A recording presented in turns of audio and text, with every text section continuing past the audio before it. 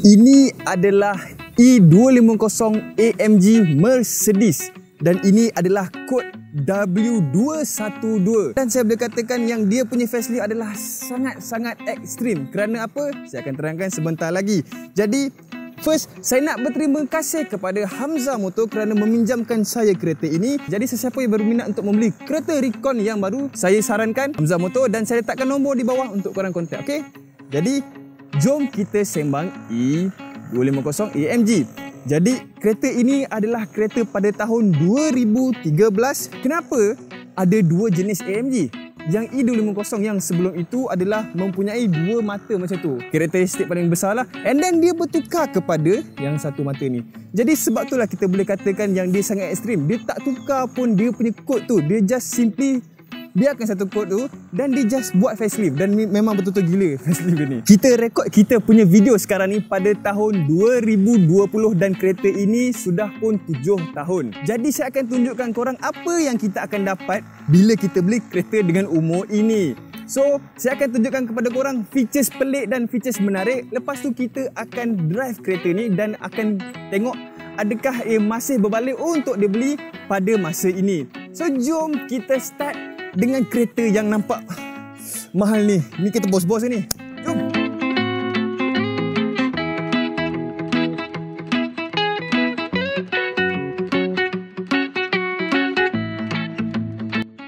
Untuk kereta ni dia adalah AMG, jadi dia bagi kita punya lips chrome. So kita boleh nampak kat sini yang paling ketara sekali dia punya design chrome daripada bawah. Dan chrome ni bukan duduk kat sini sahaja. Dia pergi sampailah ke belakang sekali dia punya skirt chrome.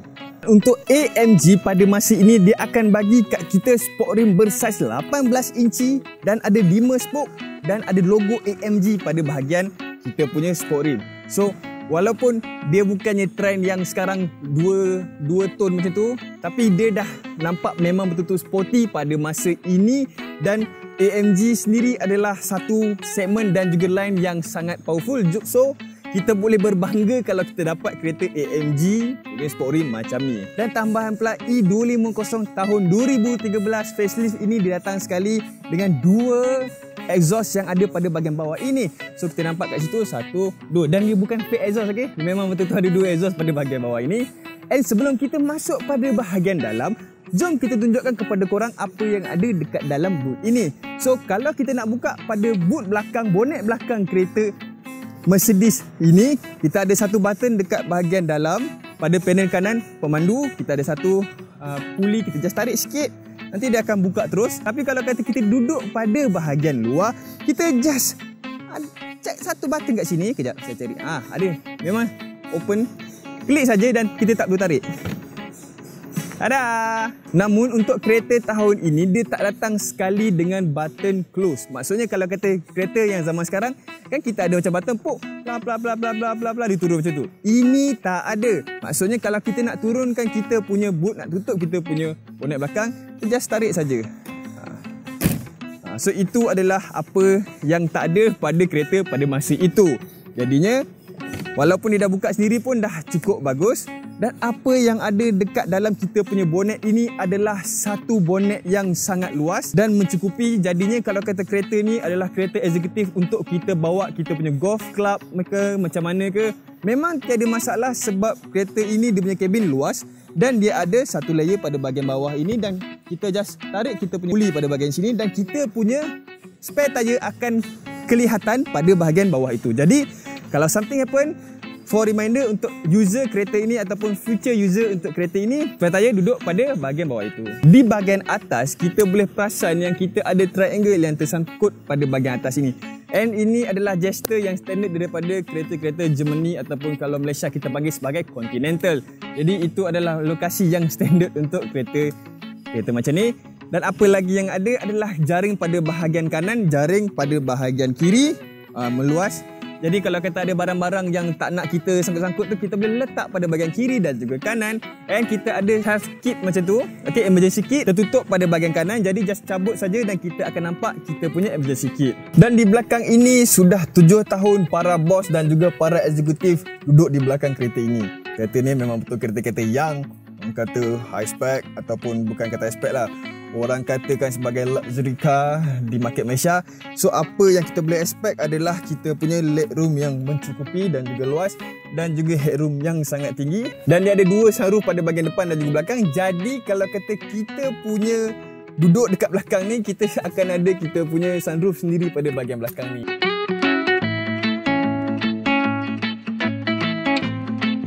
Jadi untuk kereta pada tahun ini, kita boleh expect kita punya aircon ada pada bahagian belakang ni yang boleh direct kepada passenger belakang, dan juga kita punya bahagian tengah ini ada beberapa perkara yang boleh kita tengok. Selalunya kereta-kereta even pada zaman sekarang pun kalau dia bagi armrest, dia akan bagi armrest kosong macam ni je. Betul tak? Namun kalau kata untuk kereta ini, kita just tarik saja pada dalam dan kita boleh perasan ada satu kompartmen lagi yang kecil yang boleh kita letakkan barang. Kalau kata macam, kalau contoh saya sendirilah, saya akan letak phone pada bahagian sini, kunci apa ke, wallet ke. And kalau saya beli Starbucks ataupun T-Life, tapi orang kaya pakai Starbucks. So kalau kita pakai Starbucks, kita just klik saja pada bahagian sini. Kita letak Starbucks kita pada bahagian sini dan kita boleh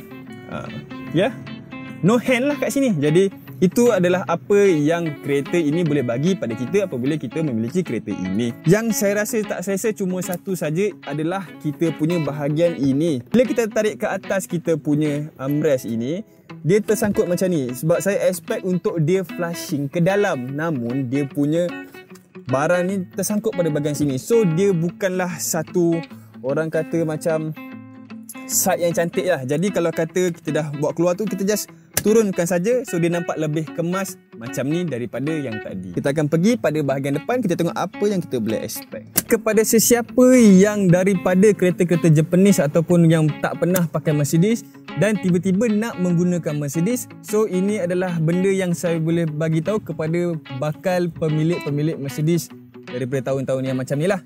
Jadi kebanyakan Mercedes even pada zaman sekarang pun dia menggunakan kita punya features yang sama-sama saja. Contohnya pada bahagian sini, kalau kata kereta-kereta yang lain, kalau kata kereta-kereta brand yang lain, untuk kita adjust kita punya seat, dia akan duduk pada seat itu sendiri. Namun untuk Mercedes, apabila dia nak adjust kita punya seat itu, dia punya location adalah location yang lebih baik daripada brand-brand yang lain, iaitu dia duduk pada bahagian sini. Dia duduk pada bahagian panel pintu kanan. Jadi kalau kata kita nak adjust kita punya seat ke depan, nampak dia gerak. Ke belakang, untuk saya gerak. Ke atas, macam tu. Ke bawah, macam tu. Semuanya duduk pada bahagian sini dan dia ada memory seat sekali. Memory seat itu apa? Memory seat adalah untuk kita bertukar-tukar dengan driver nanti. Kalau kata kita dah ada kita punya position yang orang kata kita suka, kita just set saja satu. Okay? Kalau contoh wife kita pula nak pakai kereta, biar dia set dia punya position dia sendiri, dia set 2. Tapi yang specialnya Mercedes ini, walaupun dia dah tahun lama, dia punya memori ni lebih baik daripada yang lain kerana selalunya memory seat hanya kawal seat saja. Dia akan kawal seat saja. Tapi yang ini dia bukan kawal seat saja, dia memori untuk even kita punya teleskopik steering dan juga kita punya side mirror. So itu adalah very big plus untuk these features. And kita punya bahagian bawah pula kita ada kawalan kita punya tingkap dan juga side mirror. Side mirror ini macam standard lah, kita boleh kawal kita punya side mirror flip in, flip out macam tu. Dan kita ada kita punya line kat tengah tu, kita boleh nampak lebih luas kita punya angle pada bahagian belakang kereta kita pada setiap side. Tapi untuk kita punya power window ini lebih special kerana dia dah ada kita punya power window yang ada pada keempat-empat bahagian. Biasanya kalau kata power window, kita ada satu yang kita boleh macam kawal terus turun ke bawah macam tu. Tapi yang lain semua kena tekan lama-lama hold. Tapi yang ini kita tak payah. Semua keempat-empat cermin pun kita boleh turun dengan satu klik yang ke dalam itu sahaja. Sama dengan naik. So itu adalah big plus juga. So apa lagi yang ada pada kereta ini adalah kita punya bahagian sini. Selalunya kita macam expect untuk bahagian sini mungkin kita nak kawal benda-benda feature-feature kita macam lane assist ke apa. Tapi tak. Untuk Mercedes kita yang ada kat sini adalah kawalan kita punya lampu. So kita kawal lampu pada bahagian sini. Kita ada auto, kita boleh high beam semua pada bahagian sini. Apa yang ada pada bahagian sini kalau kata ini lampu? Ini adalah kita punya drive. Kita punya gearbox pada bahagian sini. Tak ada lagi gearbox macam kita nak kawal kita punya BP semua. Semua duduk pada bahagian sini. Jadi itu adalah benda yang lain daripada yang lain untuk setiap Mercedes. Mercedes sekarang memang akan menggunakan style macam ni. Maknanya kalau kata kita nak drive, kita just tekan brake, kita turun bawah, atas, macam tu. Lagi saya akan tunjukkan lah. And yang ada pada bahagian sini adalah kita punya parking release. Maknanya brake, handbrake tu kita nak release, kita tarik pakai ni. So nak brake kat mana? Brake kat situ. Ada foot brake. Kalau kata macam siapa pernah pakai Alza? Siapa kalau pakai Alza dia foot brake, dia tekan, lepas tu dia nak release, dia just tekan lain sekali kan. Tapi kalau kata Mercedes, beza dia adalah kita tekan, tapi kalau nak release foot brake tu, kita tarik pakai ni. So itu adalah perbezaannya. Untuk kereta pada tahun ini, apa yang ada pada bahagian steering adalah standard sahaja. Kita boleh kawal kita punya monitor dengan bahagian sini, dan kita boleh angkat call, kita boleh off call, kita boleh mute pada bahagian kanan ini. So everything is standard, dan dia ada pedal shift pada bahagian sini. So signal biasalah duduk kat sini, dan dia ada cruise control pada bahagian bawah sini. Maknanya kiri bawah ada cruise control punya kawalan pada bahagian situ. Jadi kereta ni ada cruise control, so kita boleh jalan untuk jangka masa yang jauh. Dan apa yang ada pada bahagian sini adalah kita punya standard, kita ada monitor. Kita ada, tapi monitor itu bukan touchscreen, okey. So kita dah cuba tekan, dia memang tak ada, maknanya kita tak ada touchscreen. So macam mana nak kawal kita punya monitor adalah pada bahagian sini. Kita boleh kawal dengan kita punya toggle macam ni, tolak kiri kanan ke ataupun pusing-pusing. Everything as long as dia dapat dia punya mission untuk kawal kita punya monitor. So monitor ni ada macam-macam benda lah. And saya suka dia punya bahagian sini, iaitu jam dia, sebab saya memang peminat jam. Jadi jam yang sini saya nampak, wow, very lucky to have one. Perbezaan daripada yang bukan facelift dan juga facelift, yang satu lagi yang kita boleh perasan adalah kita punya aircon pada bahagian sini. Aircon yang ada pada bahagian sini adalah steel. And yang sebelum ini, untuk yang bukan facelift, W212 bukan steel. Jadi itu adalah tambahan yang menarik daripada sebelum ini. Jadi apa yang ada bahagian sini memang sampai ke 2018 sampai 2017 macam tu pun still ada lagi yang macam ni. 2018 pun kita punya, orang kata kawalan untuk kita punya konsol tengah ni, kita ada 1, 2, 3 macam Nokia TT Kupang pun ada ni. Lepas tu kita boleh kawal radio kita, dan kita ada seat aircon. Seat kita ada aircon, tapi sebenarnya bukan aircon untuk sejuk, dia untuk heater sahaja. Okay, so itu adalah orang kata macam susahlah untuk orang Malaysia pakai, sebab selalunya pada waktu siang kita nak yang sejuk, tapi dia ada heater saja. So tak apalah, mungkin orang Cameron akan menggunakan kita punya features ini. And dia sama macam CX-8, Mazda CX-8 yang saya review sebelum ini. Betul-betul saya review sebelum ini. So kalau nak tengok Mazda CX-8 yang ada features yang sama yang macam ni, heater saja, saya letak link di atas, so boleh check lah. Okay. Dan kita ada parking off, kita ada eco mode pada bahagian sini, kita boleh off kita punya eco mode kalau kita nak. Kawalan aircon pada bahagian bawah ini. Dan kita boleh buka kita punya bahagian sini, dan kita boleh nampak compartment ada 2 air macam bahagian depan. So kalau kata belakang tadi dia dah minum Starbucks, depan pun nak Starbucks juga. So kita ada 2 tempat letak cup pada bahagian sini. Daripada segi features, kereta ini memang mencukupi even pada tahun yang kita review ini, pada tahun 2020. Jadi ini adalah kereta yang masih bagus untuk dibeli. So far kita dah habis untuk kita punya review pada bahagian kereta ini. So kita akan experience dan kita akan rasai sendiri macam mana perasaan apabila kita memandu kereta yang secantik ini. Kita dah tengok yang features tu masih boleh digunakan pada tahun 2020 walaupun dia 7 tahun lepas. So jom kita bawa dan kita tengok apa yang dia boleh offer pada kita. Mari. Yang paling kita boleh perasan sekali bila kita nak pakai seat belt ni, selalunya kalau kita pakai seat belt tak tahu lah masih saya ada ke tak, tapi bila kita klik saja dia akan sedut kita punya ni. Cuba tengok betul. Dia akan sedut. Dia sedut. So jom kita drive dan kita tengok macam mana feel memandu kereta ini, okey?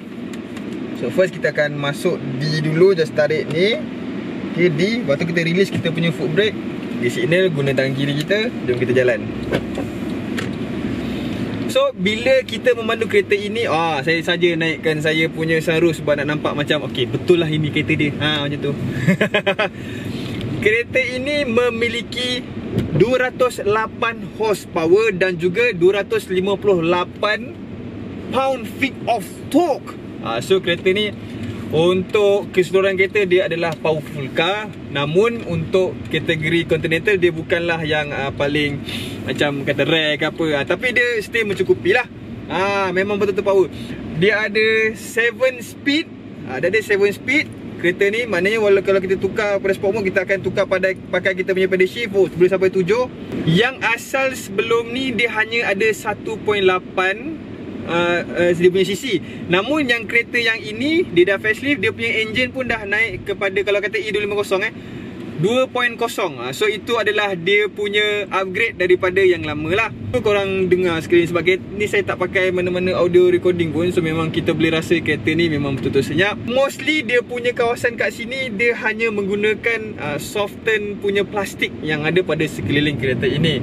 Daripada dashboard sampailah ke sini, sampai ke belakang. Dan dia menggunakan macam kata kain, macam kain cotton macam tu, color hitam untuk kita punya ceiling dan even A pillar, B pillar. So itu adalah apa yang ada dekat dalam kereta ini. Jadi bila kita memandu kereta ini, jadi kita rasanya selesa jugalah. Dan dia nampak ada eco idle. Bukan eco idle lah kalau kata Mercedes, tapi untuk pemahaman semua orang, dia ada macam ala-ala eco idle macam tu. Jadi kereta ini ada dia punya fuel consumption yang boleh kata dia akan cuba untuk rendahkan serendah mungkin untuk kereta ini. Dari segi visibility, okay, saya ketinggian 180, jadinya bila saya ke belakang sikit, untuk belah atas saya tak ada nak perasan sangat lah macam. Tapi still kita ada visibility yang mencukupi. Saya sangat sukakan seat dia sebab lain daripada yang macam kereta-kereta yang saya review sebelum. Biasanya kalau kata macam memory seat ataupun adjust pakai elektronik, memang benda tu biasa. Namun kalau kata untuk kereta ini hanya menggunakan fork slider, namun apabila kita duduk, dia betul-betul lembut. Dia bukannya stiff sangat, dia tak stiff langsung. And dia pakai semi bucket, jadi membuatkan kita punya corner betul-betul stabil. Kita tak ada rasa macam membuang lah, kecuali dia punya suspension lah, sebab dia bukan sport suspension. Jadi apabila kita macam ni, dia cuma goyang pada suspension saja, tapi kita punya seat memang hold kita dengan sebetul-betulnya. Jadi itulah dia. Saya rasa kereta ni adalah a very fun car. Nak banding antara kereta-kereta zaman sekarang dengan kereta yang saya review sekarang ini, W212, apa yang saya nampak kurang hanyalah pada dia punya orang kata dia punya installation panel pada bahagian depan ni lah. Itu sajalah yang kekurangan dia daripada kereta-kereta zaman sekarang. Which is even kalau kata kereta macam zaman sekarang, dia punya installation panel lebih cantik, lebih bermutu, dan juga dia ada macam digital yang lebih, orang kata macam banyak lah digital lah. Tapi kat sini dia tak ada digital langsung. Dia hanya ada, dia bukan tak ada digital langsung, dia ada digital tapi pada kadar yang sangat sedikit. Lepas tu dia mostly adalah analog saja. Tapi yang digital yang kita boleh nampak adalah pada dia punya gear change punya indicator, dan juga ada berapa lagi yang lain lah. Konsol tengah tu dia sedikit outdated daripada yang lain. Sebab kalau kata Mercedes yang sekarang kan kita tahu memang betul-betul cantik, betul-betul digital habis. Tapi yang ni dia outdated sikit. So kalau kita nak membeli kereta ini pada masa sekarang, kita kena bersedia bahagian konsol tengah dan juga dashboard yang lain daripada yang lain lah. Satu yang saya rasa pelik sikit apabila saya bawa kereta ini, saya nak bagi signal kiri kanan, tapi kadang-kadang saya tersalah dengan cruise control ni. Ya, itulah beza dia. Macam ya kan, ni rupanya cruise control. Kita akan bagi kita punya overall scoring untuk kereta ini. So first saya akan bagi exterior dan juga interior dari segi styling dan juga design. Untuk tahun 2020 saya akan letakkan exterior dan juga interior pada kadar 5/10. Untuk bahagian luar, kereta itu adalah kereta yang sangat cantik. Namun untuk bahagian interior dia adalah interior yang sedikit outdated pada tahun 2020. Dan even dia punya tahun 2020, dia punya exterior still menawan dan juga sangat cantik. So itu adalah perkara yang boleh kita banggakan, kerana Mercedes boleh dikatakan sebagai sebuah kereta yang nak pursue untuk timeless design. Jadi itu adalah big plus. Dan next kita akan letakkan pada pricing. Saya letakkan pada kadar itu kerana kebiasaannya untuk Continental car pada harga ini, kita boleh expect untuk macam kata mungkin 70 lebih macam tu, 80 lebih. Tapi sebabkan dia adalah sebuah Mercedes, dia menjual brand dia, jadi sebab tu dia harga sangat mahal. Kita boleh pergi even used car pun kita akan dapat dalam 130,000 lebih body.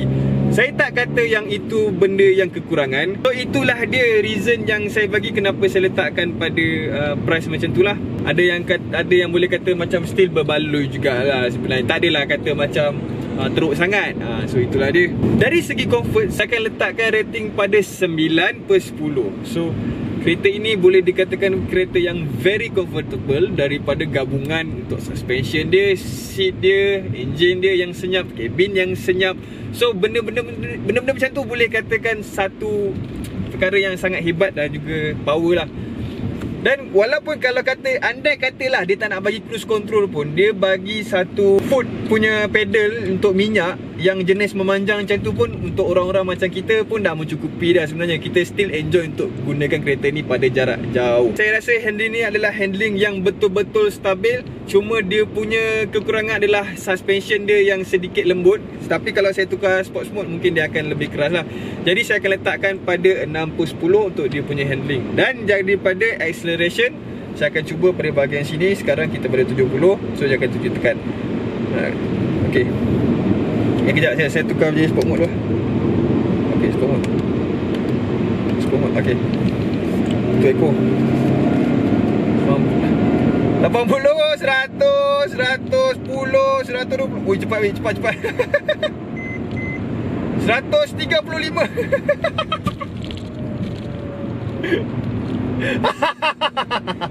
Sorry, relax. Okay, terkejut. Oh, saya kena slow. Wah, saya dah terkejut. So, kereta ni adalah kereta yang memang pergi dengan laju. Kereta yang very torky. Saya akan letakkan kereta ni pada kadar 7/10. So, kereta ini memang kereta yang layak untuk 7/10. Okay. Dah tukar kan? Jom saya tukar balik kepada overall. Saya akan letakkan kereta ini pada 6/10. Jadi untuk siapakah kereta ini? Kereta ini adalah, boleh saya rasa, sesuai untuk satu family yang anak kurang daripada 2. Jadi maksudnya family yang kurang daripada 2, yang still ada bisnes sendiri ke ataupun nak close deals. So saya rasa kereta ni adalah kereta yang bagus. Kalau kata korang nak bawa eksekutif ataupun kalau kata bosses pada bahagian belakang, masih boleh lagi. Kerana first, for sure kita akan di brainwash dengan brand ini. Sebab brand ini adalah brand yang sangat macam famous sebagai sebuah brand yang gempak lah kan, macam eksklusif macam tu. Dari segi safety, kereta ni memang sebenarnya banyak safety. Dia ada banyak airbag dalam ini, memang betul-betul banyak airbag dia. Lepas tu dia ada safety dari segi parking semua. And then dia ada sensor. Maksudnya kalau kata kita punya kereta ni rapat dengan benda lain, dia akan berbunyi. So dari segi safety, dia adalah sebuah kereta yang bagus juga untuk dipakai lah. Jadi inilah saya punya review untuk E250 2013 facelift W212. Klik like sekarang untuk bagi tahu saya yang kita dah buat review yang bagus. And then kalau tak nak terlepas dengan video-video yang lain, kalau takut tiba-tiba korang buat nak buat request kan, tiba-tiba saya dah post kan, kalau tak subscribe terlepas pula. So sila subscribe sekarang dan tekan lonceng sekali. Lonceng tu penting. Okay, so sila subscribe dan tekan lonceng. Dan kita jumpa lagi untuk next video pada masa akan datang. Okay, so jumpa lagi. Assalamualaikum. Bye. Saya nak bawa kereta ni, saya nak pergi belagak kejap.